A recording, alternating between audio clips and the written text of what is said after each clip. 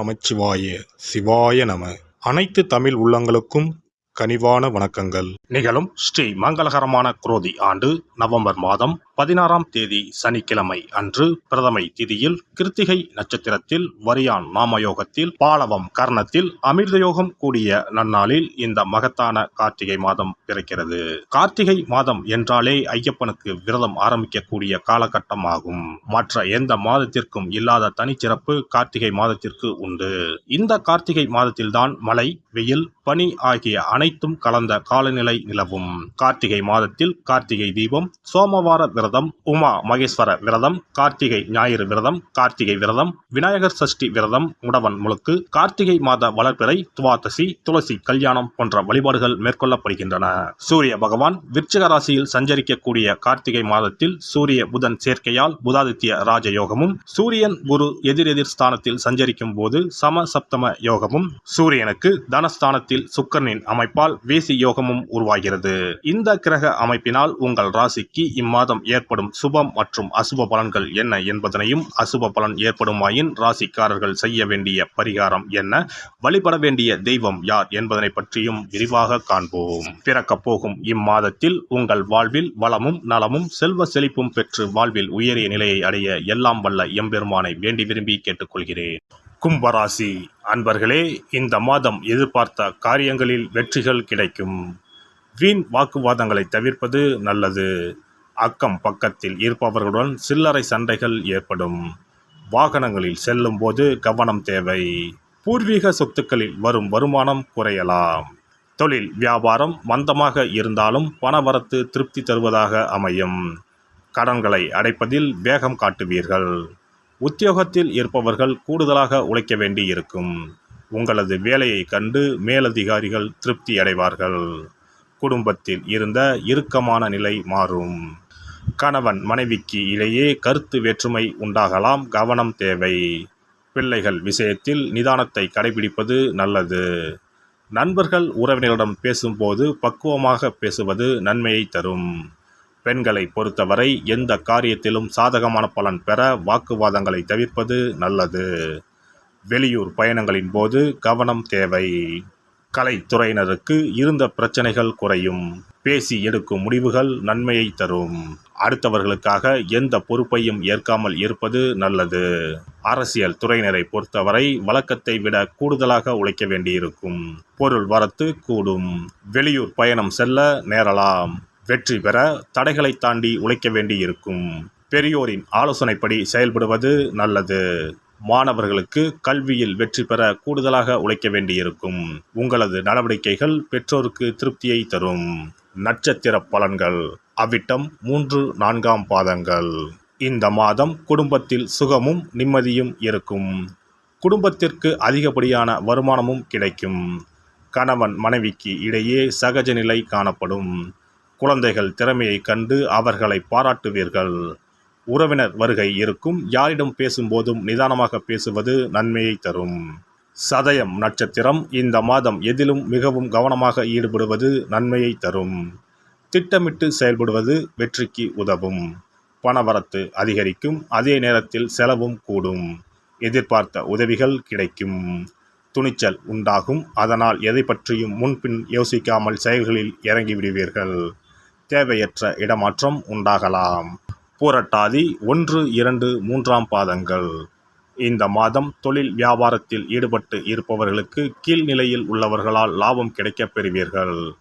சரக்குகளை பாதுகாப்பாக வைத்துக்கொள்வது நல்லது. உத்தியோகத்தில் இருப்பவர்கள் எந்த ஒரு வேலையையும் செய்து முடிப்பதில் வேகம் காட்டுவார்கள். சக ஊழியர்கள் மூலம் உதவிகள் கிடைக்கும். சனிக்கிழமையில் முன்னோர்களுக்கு தீபம் ஏற்றி வணங்க உடல் ஆரோக்கியம் பெறும். கடன் பிரச்சனைகள் தீரும். சிறப்பு தொகுப்பு. கண் திருஷ்டிகள் அகன்று தடைப்பட்டு கொண்டிருக்கும் காரியங்கள் நிறைவேற செய்ய வேண்டிய பரிகாரம் என்ன என்பதனை பற்றி காண்போம். வாழ்க்கையில் நல்ல நிலையில் இருந்தவர்கள் கூட திடீரென்று பொருளாதாரம் இழந்து மன கஷ்டங்களுடன் வாழும் நிலை ஏற்படும். இந்த நிலை எதனால் ஏற்பட்டது என்று ஆராய்ந்து பார்த்தால் பெரும்பாலும் அவர்களின் மீதான கண் திருஷ்டிதான் காரணமாக இருக்கும்.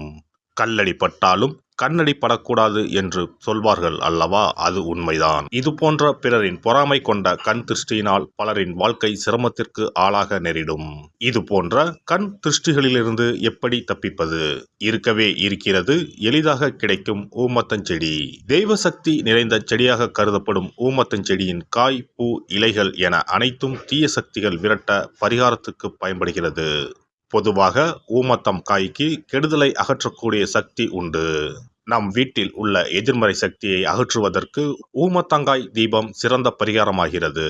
தெய்வீக மகத்துவம் நிறைந்த ஊமத்தங்காய் மற்றும் பூவையும் எடுத்துக்கொள்ளுங்கள். வீட்டுக்கு அருகில் இல்லை என்றால் நாட்டு மருந்து கடைகளில் கிடைக்கும். இந்த 2 பொருட்களையும் மஞ்சள் தண்ணீரை கொண்டு நன்றாக கழுவி விடுங்கள். சிறிது நேரம் அவற்றிலுள்ள ஈரம் போக ஆறவிட்டு பிறகு அவற்றை ஒரு மஞ்சள் துணியில் குலதெய்வத்தை வேண்டி ₹1 நாணயத்தோடு சேர்த்து முடிந்து வீட்டின் நிலைப்படியில் கட்டி தொங்கவிடுங்கள். இந்த முடிச்சை வெள்ளிக்கிழமை அல்லது ஞாயிற்றுக்கிழமைகளில் தயார் செய்து வாசல் படியில் கட்டுவது சிறப்பு. தினமும் வீட்டில் தீபம் ஏற்றி காண்பிக்கும் போது இந்த முடிச்சுக்கும் காண்பிக்கவும். இதேபோல் ஊமத்தம் இலைகள் கிடைத்தால் அந்த இலைகளை சுத்தமான மஞ்சள் தண்ணீரில் கழுவிவிட்டு அவற்றை கொண்டு வீட்டில் இருக்கும் விநாயகருக்கு திங்கள் கிழமைகளில் தொடர்ந்து அர்ச்சனை செய்து வர வேண்டும். ஊமத்தம் பூவையும் விநாயகருக்கு சூட்டலாம். 3 வாரங்கள் தொடர்ந்து திங்கள் கிழமைகளில் விநாயகருக்கு ஊமத்தை இலையால் அர்ச்சனை செய்து ஊமத்தம் பூவை சூட்டி வழிபட்டால் வீட்டில் உள்ள கெட்ட சக்தி நடமாட்டம் மற்றும் கண் திருஷ்டிகள் தீரும். ஊமத்தம் செடியும் சிவபெருமானுக்கு உகந்த இலை ஆகும். இந்த ஊமத்தங்காய் வைத்து சிவபெருமானுக்கு தீபம் ஏற்றி வழிபடுவதன் மூலம் நமது பிரச்சனைகளில் இருந்து எளிதாக விடுபட முடியும். முதலில் 2 ஊமத்தங்காய்களை எடுத்துக்கொள்ள வேண்டும். அவற்றின் மீது முட்கள் இருப்பதால் மிகவும் கவனமாக கையாள வேண்டும். ஊமத்தங்காயின் காம்பு பகுதிகளை வெட்டி கொண்டு கத்தியை பயன்படுத்தி ஊமத்தங்காயின் உள்ளே இருக்கும் விதை பகுதியை முழுவதுமாக நீக்கிவிட வேண்டும். பின்னர் 2 அகல் விளக்குகள் மற்றும் விளக்கு வைப்பதற்கான 2 தட்டுகளை எடுத்து சுத்தம் செய்து அவற்றிற்கு மஞ்சள் குங்குமம் போட்டு வைத்துக் கொள்ள வேண்டும். பின்னர் 2 தட்டின் மீதும் ஒவ்வொரு அகல் விளக்கை வைத்துக் கொள்ள வேண்டும். அதன் பிறகு எப்போதும் பூஜை செய்வதற்கு வைப்பது போன்ற வெத்தலைப்பாக்கு, பழம் போன்றவற்றை வைத்துவிட்டு 2 விளக்குகளையும் ஏற்றி சிவபெருமானை மனதார வேண்டிக் கொள்ள வேண்டும்.